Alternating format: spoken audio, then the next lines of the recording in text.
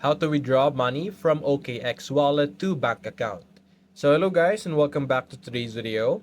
So what you're going to do is you're going to actually go to your wallet over here from your OKX, and inside of your OKX page over here there should be an option for us to withdraw under our wallet. Now for me right now I don't have that since I don't have any money inside of my wallet and my account is not yet verified, but here's a screenshot on the instructions. So first things first, after selecting the withdraw feature or the withdraw button on our OKX, we will then be allowed to select the currency we want to withdraw. So we have different cryptocurrencies available. So whatever you have, you will be able to select that. And then you're going to enter the withdrawal amount from your OKX account.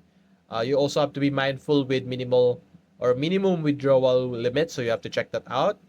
And after that, you could then select or enter your bank account details, including account number, account holder's name, bank SWIFT or IBAN code, and so on and so forth. And after that, you can just simply confirm the withdrawal and wait for the processing.